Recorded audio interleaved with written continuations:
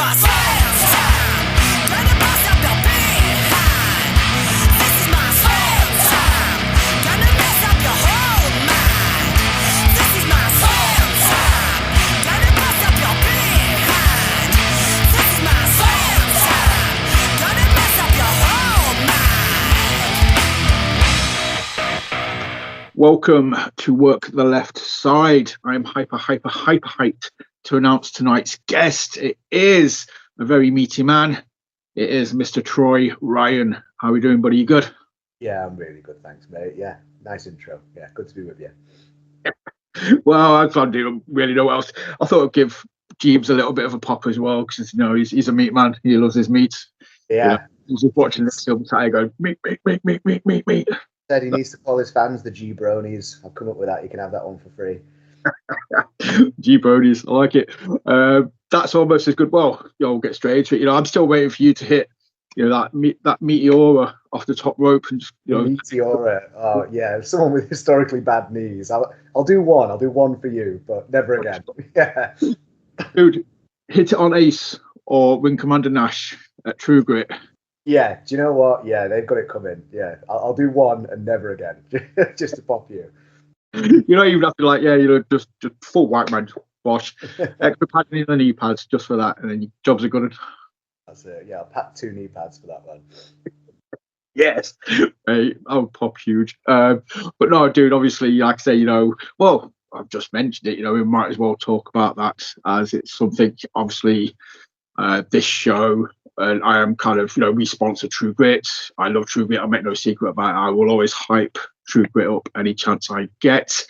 And yeah, Bobby Cash made his first executive decision, and he's made you guys Wagon versus NashBoat the main event on the 1st of March.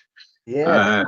That's awesome for you guys as well, though, because, it's just anytime I think the tag titles are in the main event, it just kind of shows that respect to the division. Yeah, 100%. Yeah, like obviously there was the big ladder match as well. That was the main, which we won, and yeah, there we go. But yeah, no, True Grit, brilliant place to be.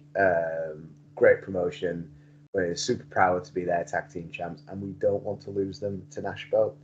We have absolutely no desire to do that. They've never won a match. They probably never win a match, and yeah, the board, the conglomerate, I'm kind of glad that they made it the main event, so we can finally put them to bed, beat them in the main event, and they'll hopefully never bother us again.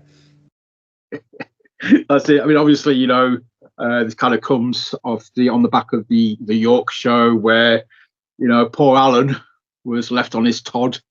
And you boys just kind of had.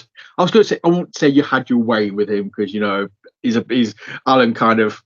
He did all right. He did good. Well, he did. My jaw still hurts. He rocked me. I'll give him that. But he seems like he does need to get some better friends. We offered him an out. We said, you don't have to take your match, but he decided to do that, and that's his prerogative, isn't it? But yeah, it seems to me like he needs to get some better mates. Lesson learned: just never trust a goth. Never trust a goth. Never. There you go. That's it. So, but no, in all seriousness, though, like I say, I was really hyped when you guys turned up at True Grit for the Rumble. Obviously, not this year, but the year before. That was kind of like first times I ever got to see you at True Grit. And then, yeah, you came back a few times. You won the belt, and yeah, I think True Grit is one of those promotions, especially Left Bank. I think once people have worked there, they're kind of like they kind of develop a love for Left Bank. It's a very cool venue. Yeah, like it's a great promotion. It's a great venue. I think the atmosphere is really good. I think the crowd are always. I mean, to be fair, at York, the crowd were unbelievable last time. Like, they're always good, but I think the last York show in particular, it was there was a lot of noise coming there. But the Left Bank venue, I think there's just something about it. I think because it's like the old converted church, and it's got really good acoustics, and just the setting of it's like really cool as well. So I think it's just always a good atmosphere. I think at those shows. No, definitely. I think as well, because obviously, people at True Grit know you as one half of Wagon, but I've obviously noticed a lot recently as well. It's not just there are certain people that only work within like the tag team or primarily, but you seem to have like kind of 50-50 split at the minute, where if I've seen you booked somewhere, I don't know whether it's going to be just as, like just Troy Ryan or in a tag team match kind of thing. You're very much smashing it by yourself as well. So it's not like you're codependent. It's like, I think it's one of them where like we knew we wanted to be a tag team from minute one, really. And like, Chris is my best mate, and if I had the choice, I would always take doing a tag match with Chris than doing one by myself. But I do enjoy obviously doing my own stuff as well. I think it's completely different. I feel like what I'm doing as a singles wrestler is really like, I always feel like we're very we usually booked as baby faces wherever we are, and I think we're a very, very fun and good, larger than life kind of. We try and emulate like the Steiners, the Road Warriors, that kind of old school feel. But I also feel like when we are sort of heels, we're quite fun, and if you kind of wanted more of like a serious heel team, like book Reece and Rogan, they're miles better than us at doing that. They're brilliant, and so I feel like we're quite good at being like, quite a fun heel team. But I feel like the stuff that I've kind of done by myself, at like, I wasn't sure how it would go before I started doing it, and but yeah, I've just kind of ran with it really. Like I'm very different by myself as I am. If I'm going to do it, I want to do something completely different to us as a team. But yeah, like I say, I would always prioritize like us being a team over myself. But like I say, like we've just got quite different circumstances. In the sense that like Chris has got a young daughter and a family and stuff, whereas like I'm kind of always available. I always want to wrestle, so but it's not to say like he's not fussed about wrestling at all. He's like, you can see the work he puts in and stuff like that. He's really, really bothered, but like, especially last year, he had a couple of injuries that kept him out. And rather than me just go, right, well, I guess I won't wrestle then because we're a tag team. That's when I kind of, did a few bits on my own, and it went quite well. So I've just kind of kept doing it, so, but it was, a lot of that was brought on, unfortunately. I even getting a few not great injuries last year. But yeah, like I said, I mean, it happens, as the saying goes, this ain't ballet. You got to pick up injuries, unfortunately. But again, like you sort of said, I said it before camera, you can see the amount of effort you put in as well. But yeah, Chris as well, both of you guys, the transformation over the last 12 months, you guys are hitting it hard, it's paying off, and you're looking more and more, like professional wrestlers. In fact, I mean that as like a really big compliment. Yeah, you get to look like part-time wrestlers. That's fine. It is what it is. That's where they are. They're happy with that. But you look like you could put you on a poster, and straight away you'd be like, oh shit, those guys are professional wrestlers. Yeah, no, thank you. That's good of you. But I think like we've always like we've trained a lot at the gym, like a lot. I think the real big difference is like A, coaching, and B, diet for me. So I've always eaten well. Like I don't really get takeaways, or get like ready meals, fast food and stuff. Like for the most part, like I try to eat well, but I don't think I was eating measurably well. So like now, rather than just going, oh, I'm going to stick some rice in a pan, I'm weighing out how much rice I stick in a pan, And I think the other thing as well is being organized. I think for both of us is the big thing. So like I worked like 80 odd wrestling shows last year, and it's so easy to like, I'll just stop at McDonald's on the way home. And we do still do that sometimes, like, because, but the difference now is like, we're like, oh, we've got X amount of calories left, we can eat this, rather than like, oh, I'm just going to, I'm starving, I've been wrestling all day, I'm going to have, this large whatever meal and something like that. So it's just a case of like, measuring things and being organized. So now I'm that insufferable guy that turns up with a Tupperware, but like you kind of have to be, because like when I've trained before, like I was stronger probably 3 years ago was at my strongest when I was competing, but I don't look anything like I do now. So there's not always a correlation between how the stuff that you can do in the gym and how you actually look. So like I said, 3 years ago, I don't think I could move the weights that I did then now, but like I've cut a lot of weight and I've trained in a different way and stuff. But to like the person on the street, if I showed you a picture of me now versus a picture of me 3 years ago, they'd be like, oh, that guy's way stronger because I'm a bit leaner and I've trained more for like physique as opposed to like just being able to squat, bench, and deadlift, you know. So, but yeah, that's really been it. And like I say, you know, I think like I've done pretty well, but he's done unbelievably. So I think that's like the next thing for us is, you know, we've always been big guys, we've always trained really hard, you know, both in the gym at wrestling, but like it's just that next step now of, as you say, of like having the visuals and the appearance of like, oh, these guys look the real deal. You know, you can stick it on, you know, posters, telly, whatever. You know, and that's what we aspire to. So yeah, that's it. It's just like I sort of say, you know, you guys are, and that's why, you know, I think. Again, I make no shadow about it. I'm a sucker for a top five. I'll always, you know, if somebody asks, like, always top five this or top five. Well, they'll just ask you, like, oh, what's your favourite? I'm like, I don't do favourites, I do top fives. You know, I can't just go one person out.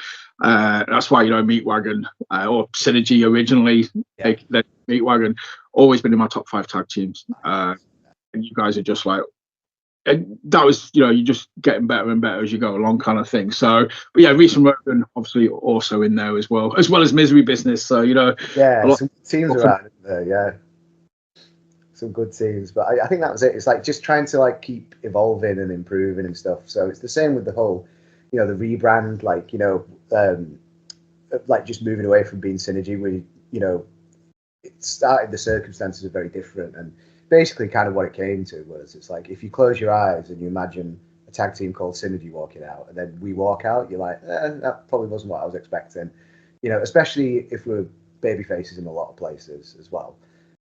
Whereas like if you close your eyes, you're like, right, a tag team's going to walk out, they're called the Meat Wagon, and we walk out, it's like, well, okay, yeah, fair enough, that kind of that sort of fits the bill. Okay, I kind of always wondered what was behind, kind of, because Synergy started off with as more than two of you. Anyway, was it like 4 people to start? Yeah, that's right. Yeah, exactly. And so yeah, Keenan, he's not wrestling anymore. Unfortunately, he had some injuries that had him stop. Jack as well. He's not wrestling.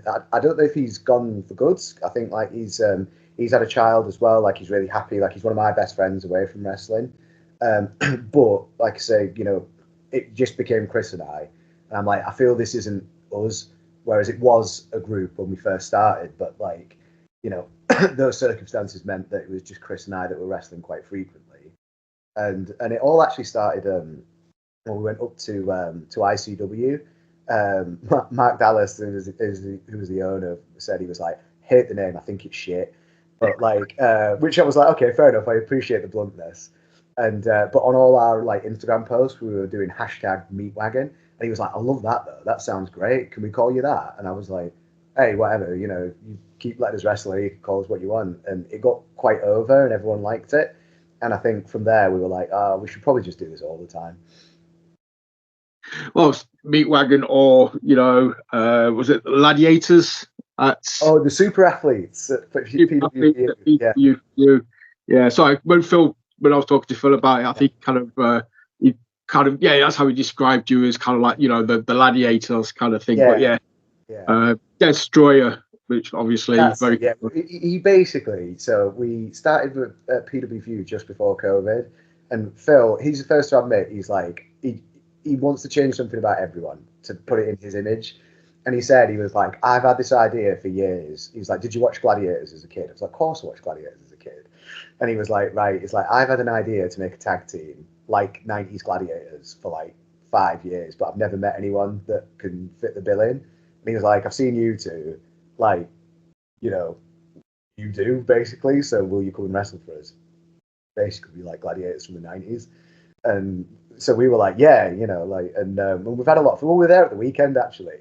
And, you know, there's a child celebrating his 10th birthday offering me out for a fight in the car park. So, you know, we're still, you know, we're still getting some good reactions, and only in Stoke-on-Trent, but no, we've got a lot of time for Phil, and it was just something quite fun that we only do there. But yeah, we always have fun every time we go.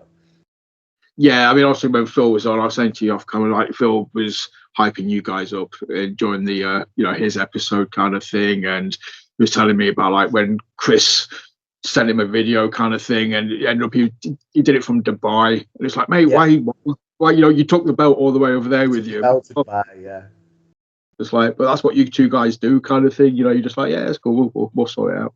Yeah, that's it. I always like, I always want to make an effort. I think is the main thing, and like it's like in those circumstances, like Chris couldn't make a particular show, so we're like, right, well, but you know, I could, so you know, film was like, well, we'll still book you, but if you could make a video or something explaining it or whatever, and we're like, yeah, you know, so I think it's always like, I think I say a little effort, obviously, him taking his belt to Dubai, you know, but I do feel like a little effort goes a long way, and we always try to, like, where we can, like, go the extra mile for, you know, doing videos and try to help promote things and stuff, because, you know, the more people that come to shows, the better it is for everyone, and hopefully they stay and have a good time and come back again.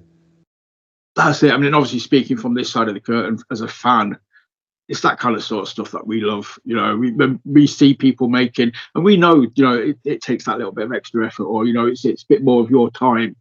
But yeah, we appreciate it more, and we see it. We're like, you know what, these guys are cool. You know, even if you work in heel, we still be like, all right, there might be heel, we'll boo them, but secretly, you know, we kind of love them. They're awesome. Yeah, that's it. We always, yeah, if we're working here, we still want to get booed. Like I say, you know, like the kids in Stoke out of their seats shouting at us, and I'm like, I love it. We've got them. We've absolutely got them, you know. And I think like if you're a heel that don't like getting the comeuppance, then you're doing it wrong, because it's the most fun thing ever. That you just wound people up so much, and then when you finally get biffed, and they're out their seats shouting at you, it's brilliant. I love it. Absolutely love it. Well, rewind for a second. 'Cause obviously, at True Grit, I'm going to shout him out. I know there's a kid at True Grit who absolutely just hate you know, I'm talking about Thomas, Paul Stewart's boy, and I know he's always there giving you guys jip. You know, he's got the Ned Yeah. Flanders signs, and Oh, we ripped that up, didn't we? God, yeah. It was one of those where I was like, we're definitely good to do this, right? Yeah, but yeah, he can't stand Tom, can he? He absolutely can't stand him. I think Chris was chasing him around the venue the last time we were at the left bank as well, like, because he had another sign in his back pocket to that young lad. So, but yeah, he properly can't stand Tom. I love it. That's the thing that, like you sort of said, it's just so good though. It's that interaction. It's just kind of, yeah, it just makes it feel like, you know, you're doing what you're doing, but you're doing it well. And it's just like, yeah, you know, you've kind of got him right there. And when that moment comes, you know, whenever you do lose the belts, it's just going to be, you know, he's going to have a massive smile on his face. You've got your comeuppance, and it's just going to be, that's the pain kind of thing. Oh, mate, I've just, I was rewatching some old school Tidal stuff. And obviously, you know, you guys lost the Tidal titles to Ace, Matthews, and Chase. Oh, we did. Yeah. Lose the Tidal belts to Ace and the True Grit titles to Ace. Don't even put that into the world. I can't abide that. We're not putting that into the world. Oh, dude, It can't happen. let's put it out there. Just a little bit of a no, not having it. Just make you even more determined. Like, foreshadowing, yeah, no chance. Damn you, Ace. But obviously, yeah, we talked, you know, PW for you. Salford, I want to shout out as well. You know, a new promotion, had them on. They were so hyped for their first show. They were even, I was a bit hyped for them that they sold out their first show, because I know they were like really excited. And yeah, you know, you've got the coronation. You are King Troy in Salford. Yeah, exactly. They've just a couple of days ago sold out the second show as well. So yeah, they're nice bunch of guys, really good bunch of guys, and it's a very professional setup there. And like you said, you must be doing something right if you're selling out your first two shows. And I think what I enjoyed most about that as well is there were so many people that they'd never watched wrestling before. It was the first time, and I was on first. So myself and Phil Michael, it was the first match for a brand new promotion in front of a room full of people, where I'd say 75% had never seen live wrestling before. So what a great opportunity to get people hooked, and you know, so no pressure, you know, but yeah, it was a great opportunity there. And you know, there's a lot of effort that those guys put in. They do some fantastic work on, you know, the social media channels, and even on the day, like something I think more promotions should do. They have like a little printout of like the program with all the matches on, and a little write up of who everyone is. So when you're in a situation like that, where there's a lot of first time fans, you know, they kind of get the idea of like, oh, I should, you know, this guy doesn't sound very nice. This guy sounds like a good guy. and just give you a little bit of background about who's about to walk out. I think it's a brilliant idea.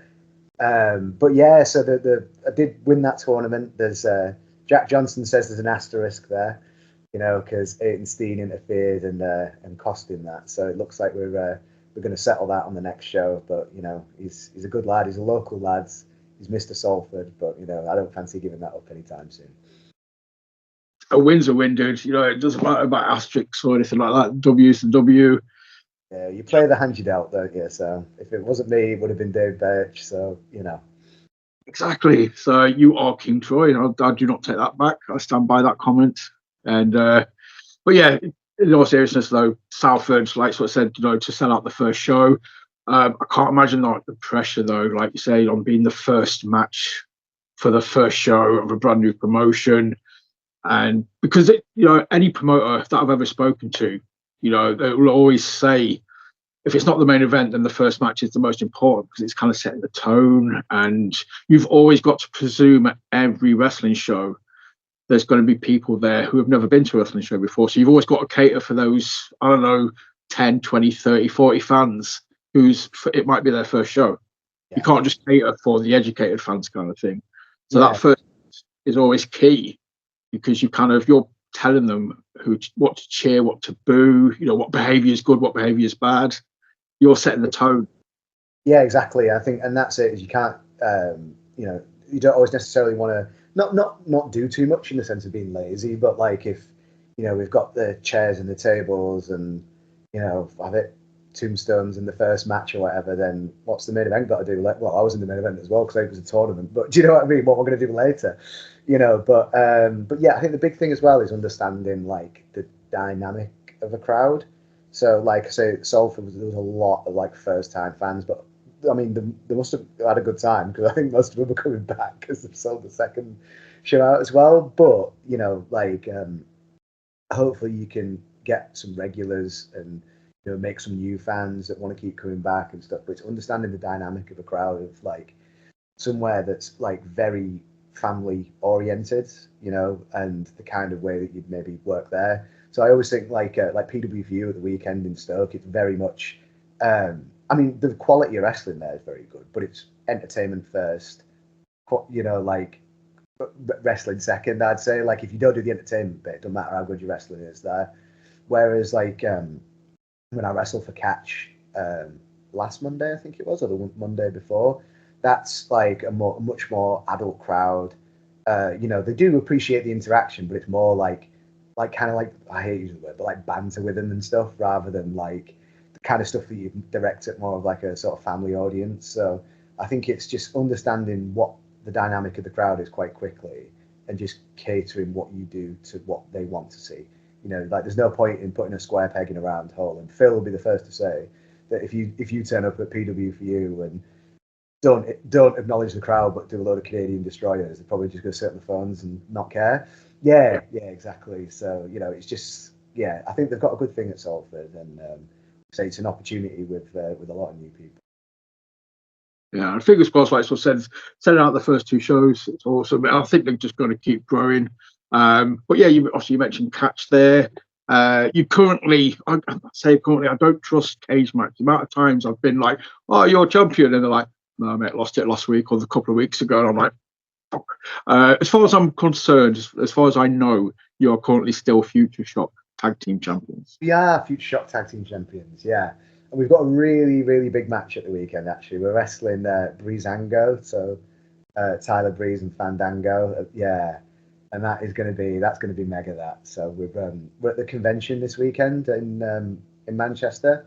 So wrestling, like it's a bit of the who's who this year. Like, is it Sting, Lex Luger, Mick Foley, the APA, and we've got a great card at FutureShock. So there's us against Tyler Breeze and Fandango. We've got Jinder Mahal's on the card. We've got Scott Oberman's wrestling Heath Slater. We've got Team D'Lo Brown against Team Sonny Ono with Tajiri. Like it's going to be awesome. It's going to be really cool. I'm so excited for that this weekend. So we've always had some fantastic matches at the convention. Like we've been lucky enough to team with Santino the other year and Grado the year before that. So we've always had a lot of fun. But I think actually having a match against Fandango and Tyler Breeze is probably going to be another level, to be honest. Yeah, I remember, was it WrestleMania, I want to say 28 or 29, like ordering pizza and staying up with my mates to watch that. And that was his debut against Chris Jericho. Yeah, Like, and he beat. wrestling him now. Yeah, he won his WrestleMania debut against, the Ayatollah of Rock and Roller. But obviously, yeah, I'm a massive fan of NXT when it was at its peak kind of thing. And obviously, Fandango and Tyler Breeze as a team were awesome. Tyler Breeze as an individual was, he was the gatekeeper of NXT for a long time. And it's just like, man, Tiger, I think, was probably the best one as well. That was fantastic. Yeah. Oh, dude. So, I mean, obviously, you're there to do business, working head on meat wagon, but like the wrestling fan in you must just be going absolutely crazy at the thought of it. Oh yeah, 100%. Like, that's it. It's, obviously when you get in there, I'll probably be, so focused on what I'm doing, it probably won't even register. But then afterwards, it's like, oh, bloody hell, like, I thought that like the last time when the last time we were there. So like the locker room is at Bowlers also is a gym, which is quite handy. Do a few bicep curls before you go out and stuff. And like I'm looking in, and then like there's like Rhino over there doing some curls and tricep extensions before he goes out. I'm like, that's Rhino, like. But yeah, so I think you've just got to, like you say, I'm just desperate. I'm sure it will be as well. I'm just desperate for the match to be good. I'm sure it'll be great. And then afterwards, then I can process. I think that was really cool. Dude, that's awesome. I mean, I was offered tickets and everything. So good. I can't get over there just because, like childcare and stuff like that. But I was like, but like I say, you're looking through the names that are there. Papa Shango, Yeah. Father, obviously, of course, but yeah, I love the fact that they get these people over and they'll be like, oh, Bradshaw's there on Saturday, and then John Schultz there on Sunday. It's like, love the silliness of it, but yeah, it's going to be awesome, dude. And I think once you get through it, it's going to be one of those moments afterwards when you sit down and you're getting your breath back. I think it will just hit you, and it will just be, that is legitimately one of the coolest things you've ever done. Yeah, no, I hope so. I'm sure, like, every time I've been there, it's like I'm so thankful for the opportunity, and it's like, every time it's been a great experience, and we've had some really good matches as well. So, fingers crossed, this will be another one to add to the list, even better than the last one. Without a shadow of a doubt. But okay, that kind of leads me into the generic questions, as we're talking about, the American side dudes, the people that we watched as fans, kind of thing. So yeah, the generic question: what got you? Have you always been a wrestling fan? Is it something you picked up at a young age? Is it something you kind of picked up later on? I've had people tell me they started wrestling as a drunken bet and kind of obviously fell in love with it. Yeah, what's your story? Yeah, so I've always been a fan, like from like a young age, like so what was I born in 93? Like my first like wrestling memories are around like 99, 2000 kind of time. I think like weirdly, Triple H marrying Stephanie at that drive-through wedding is like my first wrestling memory, and then the feud with a street fight with Vince, and she turned. Yeah, that is like my first wrestling memories, really. So yeah, I've always been a fan. I just didn't know it was for me, and I think this is a bit of a shame now that I'm like in the industry. Is that like I just thought it was WWE or nothing, and I didn't realize there was like a scene in the UK or anything like that.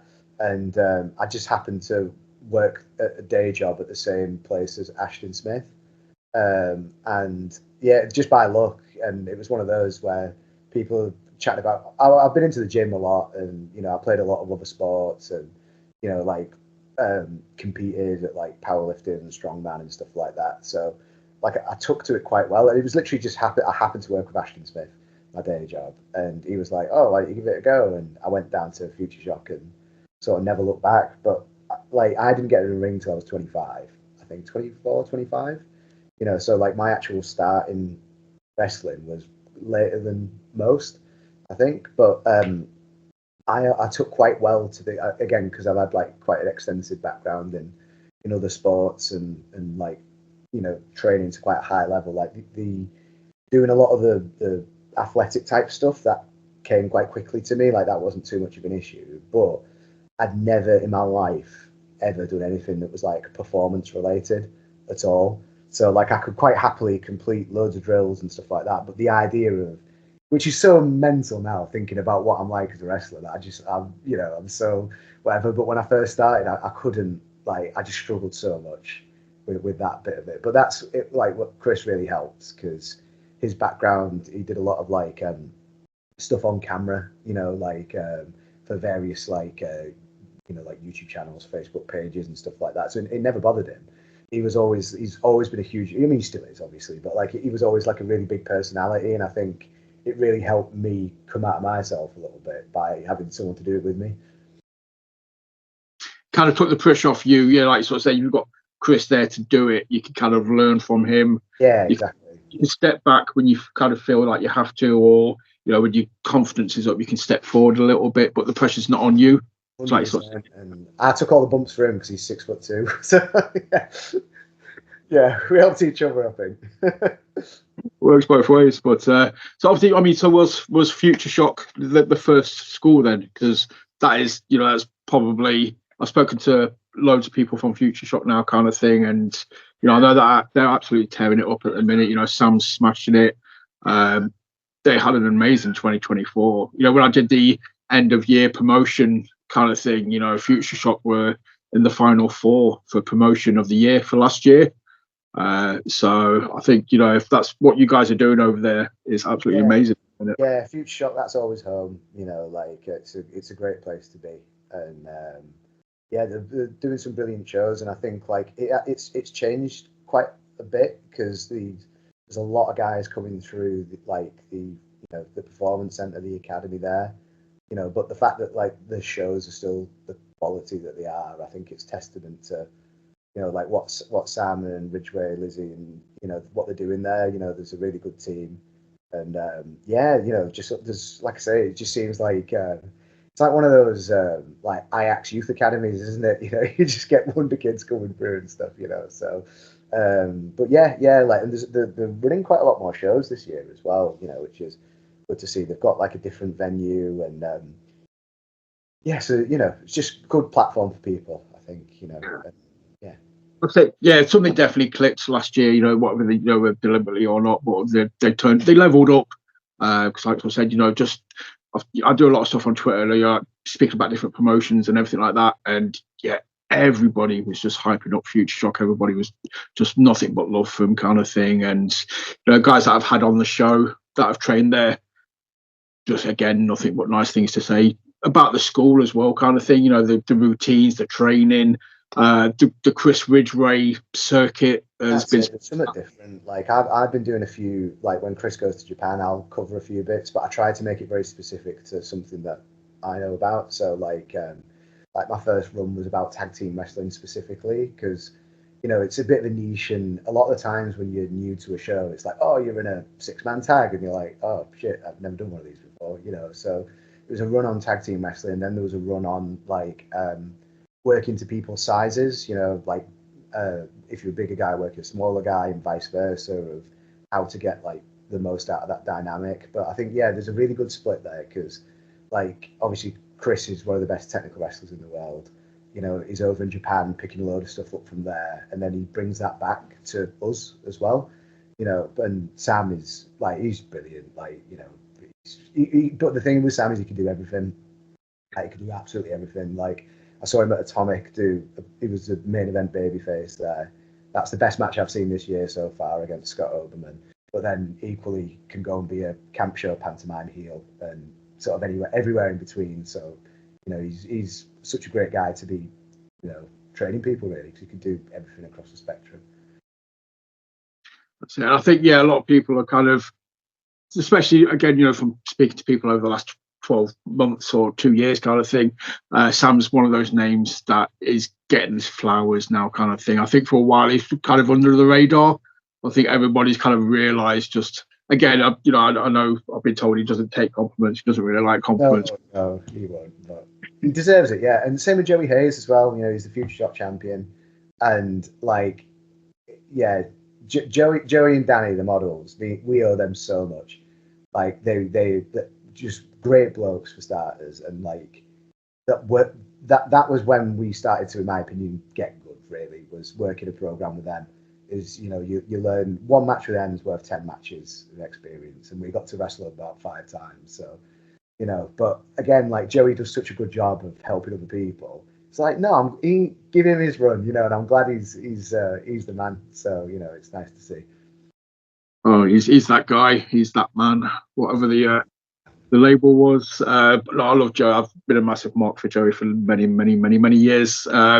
I think he's like one of my dream guests. If I ever got him on here, I would absolutely. I don't even know if I could actually talk to him. I'd just be sat here like, yeah. He'll have a few stories at that time he's been around, yeah. But no, FutureShock and Boss, yes. Sam's getting his dues. Everybody's loving Sam now. I saw him at Pursuit last year. He was in like a crazy 4-team tag match, and it was awesome to see him in person because I hadn't seen him since like NGW days. Yeah. Super styling Sam Bailey at NGW, yeah. But yeah, dude, I think that's awesome. Like I say, but it's just I saw you recently. I say Meat Wagon. It was written as Vegan Wagon. Yes. Sin Gen 1. So obviously they're kind of playing mind games with the whole Sin. Is it Synergy? Is it not Synergy? But it's Sin Gen. Yeah, Sin Gen 1. So like I said, FutureShock have got a new venue with the Fairfield Social Club, and I don't know if they're non-canon's the word I can use, but they are very fun. Like like Claire was Lily Summer instead of Lily Winter, and we've all had the best. In fact, I don't know. Yeah, Scott Udman versus Sam Bailey is probably the best match I've seen this year, but a very, very close second was Chris Ridgway as Tony Wright versus Tony Wright as Chris Ridgway. I just couldn't stop laughing. It was so funny that they absolutely smashed it. So yeah, that's one of the new venues that they're running, and I don't know for sure, but I think every show there's going to be a slightly different theme. It's not just going to be standard Future Show. Yeah, it's going to be something. There's going to be something. It's like the FutureShock multiverse or something then. Yeah, something like that. Yeah. I came out with a big leak. What am I doing? And I also seem to have mistook vegans for like, I was like, what do vegans dress like? And I was thinking either Northern Quarter hipster, or I was like, no, we're just going to have to dress like hippies, aren't we? And I'm going to bring out some vegetables. And I did have a label to cover up the Meat Wagon on the singlet, but that fell off even before my entrance started. So I literally ran up the stairs and the label fell off. So I was like, well, that didn't last long. So just get a bit of paper, just put non-meat wagon or just put like non-meat or something. Meat-free wagon, that was it on the Tron, yeah.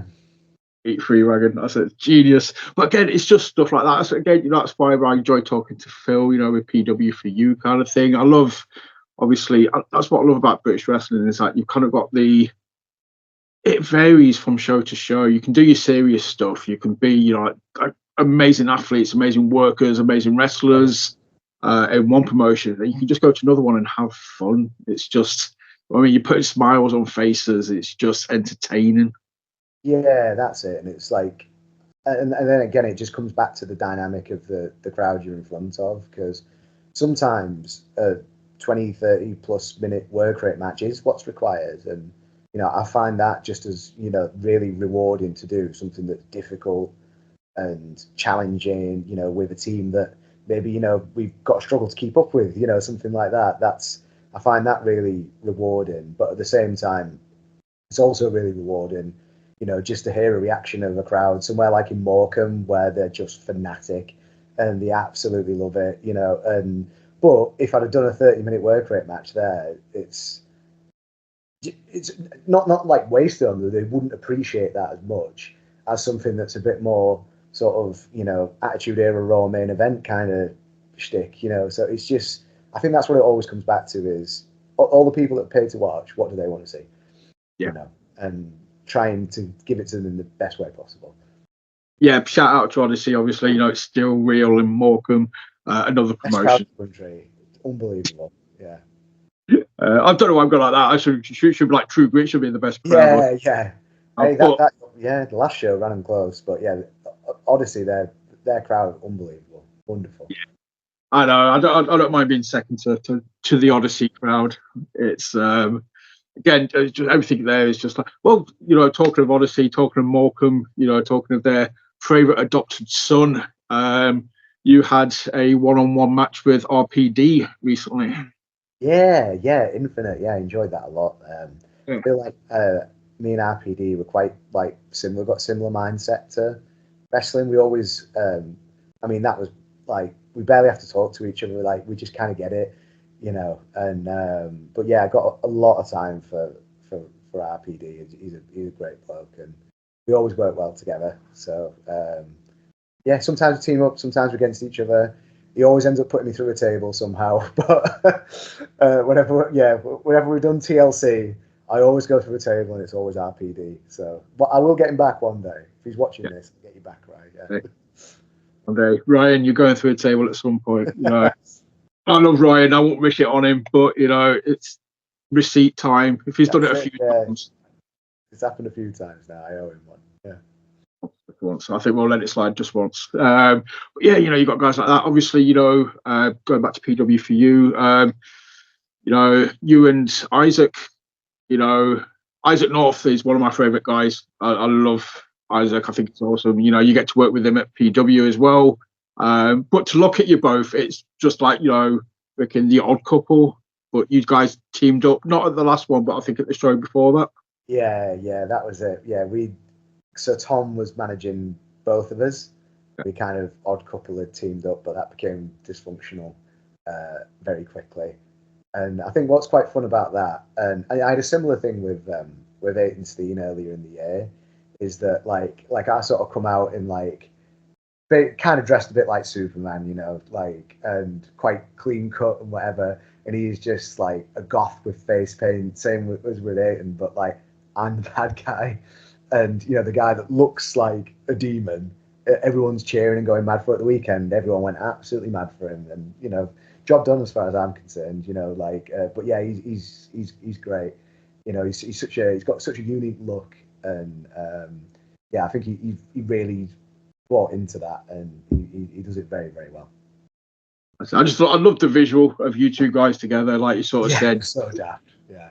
Oh, dude, it's just, I say, you got the chiseled jawline, the clean cut hero, or should be. And yeah, then, he's absolutely horrible, and like the demon in the face paint is really nice. So it's a nice place, like, yay. It's like, oh, that's amazing. But you talked earlier, obviously, about like knowing what the audience wants, what kind of match, to work kind of thing. I kind of want to pull that back to True Grit, because I think that is one of the promotions where you can get away with doing whatever you want to do. I think the fans are very happy. Yeah. Are happy to see whatever you do.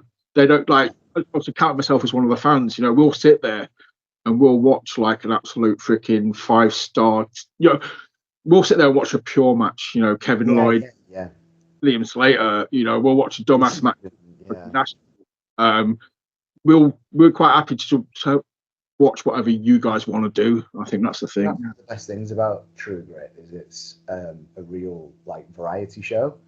Like there's something for everyone on those cards, and like you say, you've got things like the Pure Tournament, the Pride Championship. You've got emphasis on the tag teams. You've got there's and then there's it's very story driven as well.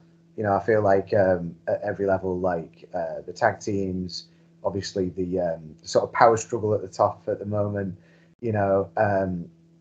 Everything's kind of there's a lot of stories going through. They're all like through the card the whole time, and it's like you say, it's a real variety show.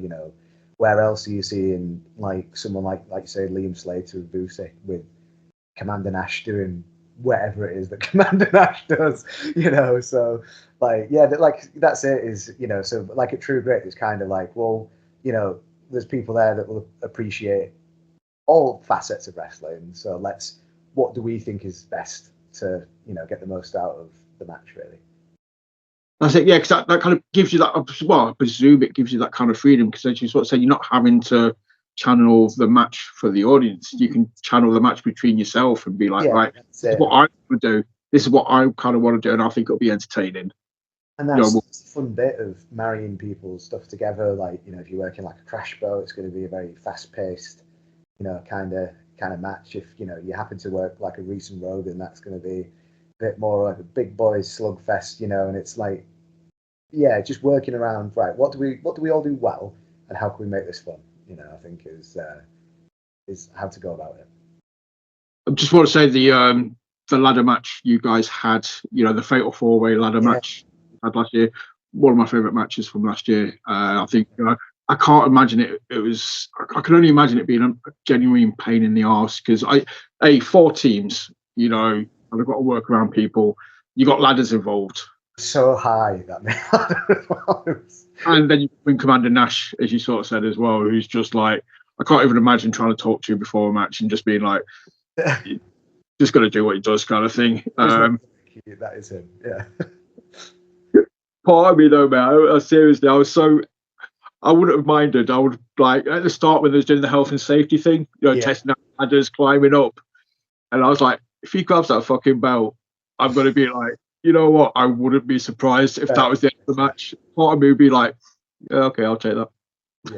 Yeah. It's only they can come up with stuff like that. It's just ridiculous. Yeah. Like I say, it's just, I can't imagine the chaos. It's organised chaos. But you've already sort of said, you would pick. One of my questions when I know somebody works singles and somebody works tag is, do they have a preference? I know what your answer is. You've already sort of said, you would always prioritise tag team over singles.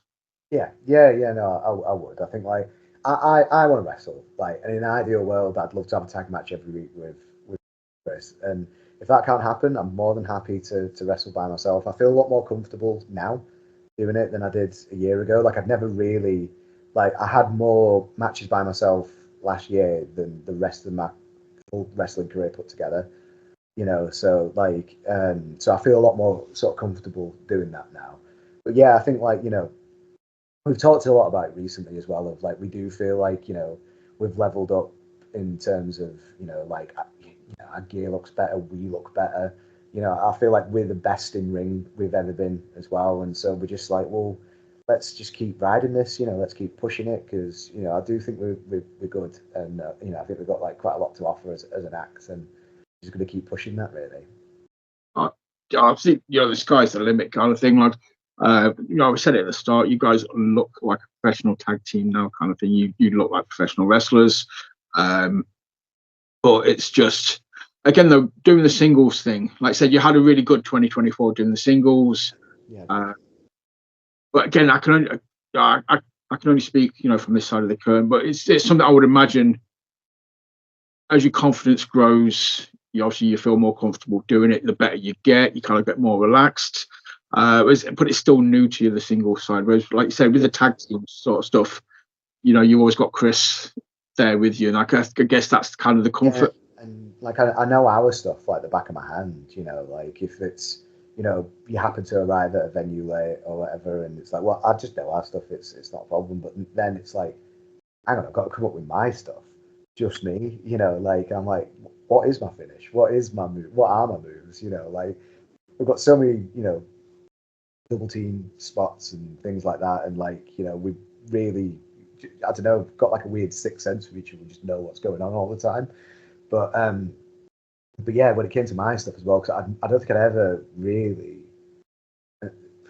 since before COVID, I'd not worked a singles match as a heel either. So it had been like 4+ years, and then I've like now got to do that as like a proper run, So yeah, it was really good. It was really rewarding. Like I say, it's built up a lot of confidence, and I feel like I could do any sort of match now and not worry about it. And I think I just had to have a couple of these matches. Like I know I did.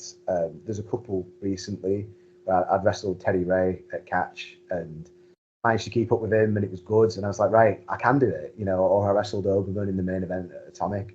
It was good, and I was like, all right, I can do this then, So rather than as just being a tag team, it's like I do feel a lot more confident in myself just from having some of those like marquee matches and it going well, and people saying, that was pretty good.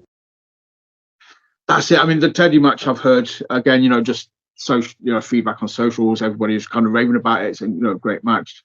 But yeah, it's that kind of sort of stuff that's going to build your confidence. It's not like you've got to you're not going to be second guessing yourself anymore. You kind of got that.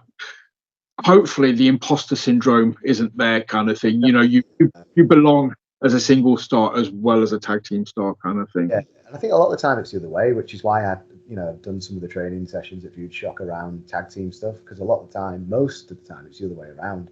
People are individual wrestlers, and maybe they get put in a team or they get put in a tag match, and it's like, what do I do here? You know, whereas like for us, it's kind of been the opposite. You know, like that's all we've done, and then you're in the situation where it's like, oh, hang on a minute, this is what I'm used to. I just want a promotion just to run. I want a best of 7 series between you and like Reece and Rogan. Yes, that would be please. That would be a dream for me.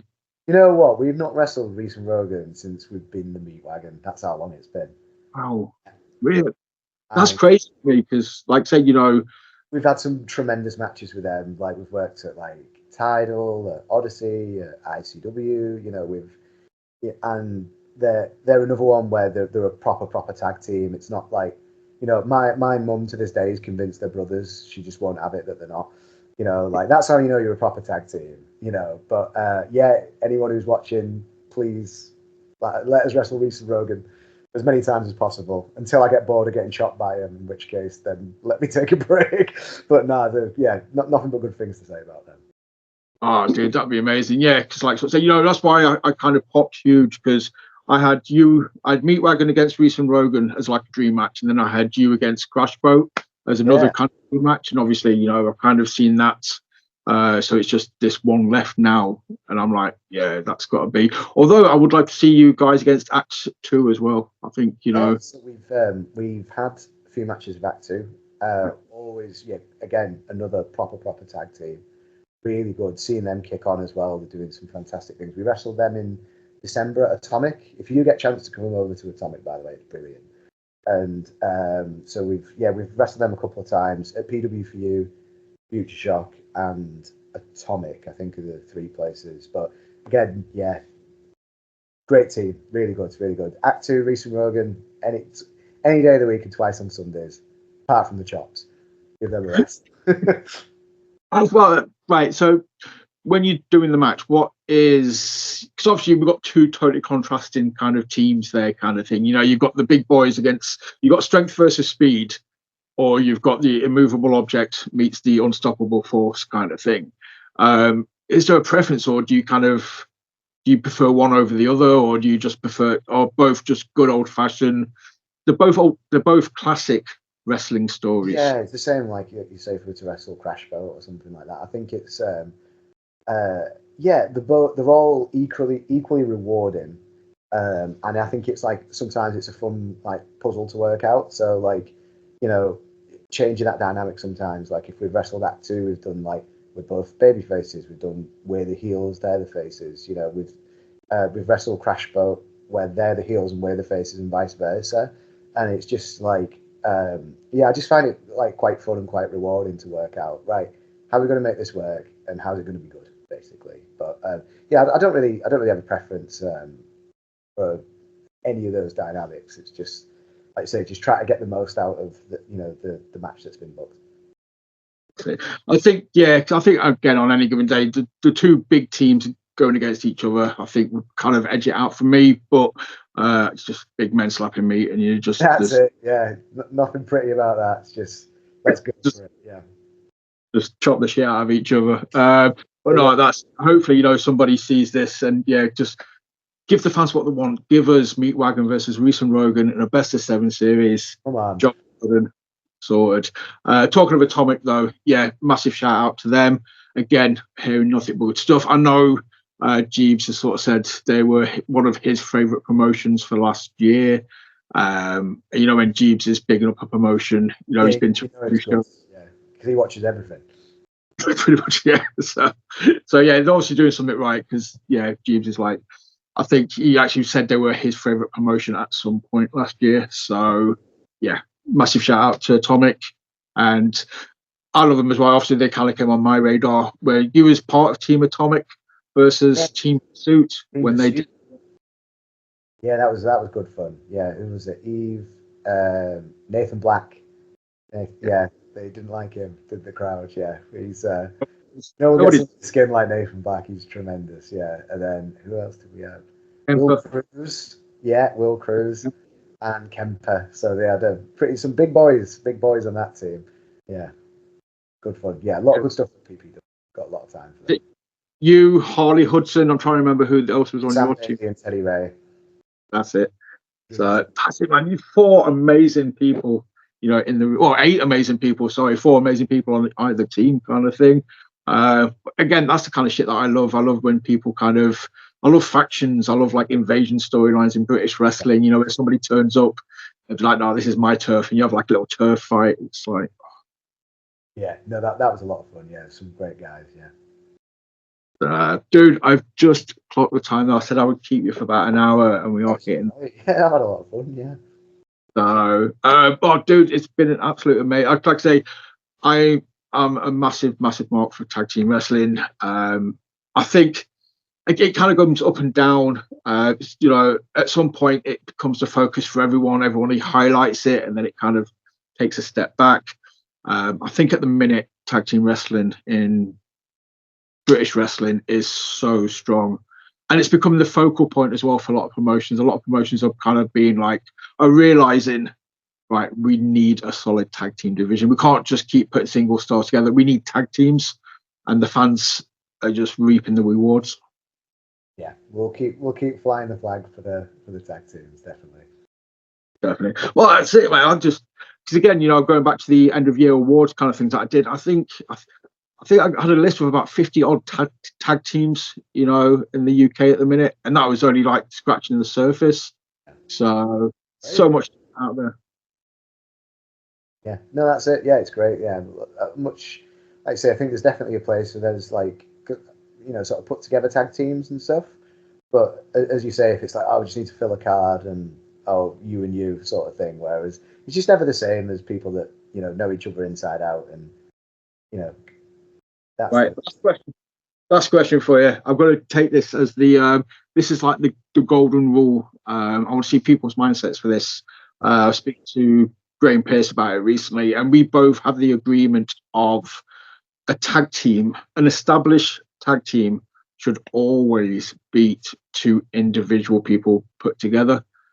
Logically, you know, in wrestling terms, you know, the mindset of the fans, you know, yeah, an established tag team. Yeah, that's it. I think back in the day, the Dudleys would beat The Rock and Austin if they were put together, even though they're better individual wrestlers. Because, yeah, I agree. I think it's better to, like you say, someone might be better individual wrestlers, and you know, if Bubba Ray Dudley wrestled Steve Austin, I think we all know how that'd end up. But yeah, I think that's again, it just gets over that it's something different. You know, and the reason why that can happen is they've outthought them. They've, you know, understood the dynamics of the match better than the guys that aren't as experienced doing it. Yeah. It's that unspoken communication, you know, and what the next one's going to do before they do it, kind of thing. And yeah, so yeah, I'm of the understanding of tag teams should always be individual stars put together. So we will agree with that. But yeah, dude, thank you so much for just chatting shit with me for an hour, hyping up wrestling. It's been a great time. You're welcome, mate. Yeah. Thank you so much. Let the people know where they can find you on the socials, though, so they can keep an eye out for any shows that you are on. Yeah, sure. So it's Troy Ryan PW on Instagram and Twitter. So everything will be on there. There you go. If you see Troy on the show, sorry, mate, I cut you off there. I apologise. I was just saying I can't do TikTok. I'm in my 30s. I don't understand it. So it's just Instagram and Twitter for me.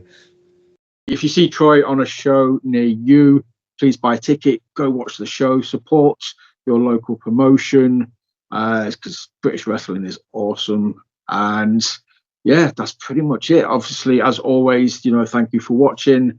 Hit like, subscribe, share, comment, all the generic stuff I ask you to do, you know, at the end of every episode. And yeah, you know, we'll be back again later on this week. I'm talking to a new promotion starting in Leeds, NCW. They've got their debut show on Friday nights, so they will be joining me on Wednesday. And then keep your eyes peeled for future people coming on. We've got the freak show coming up soon as well. So, but I'll tell you all about that another time. Thank you for watching, and remember, always work the left side. Goodbye.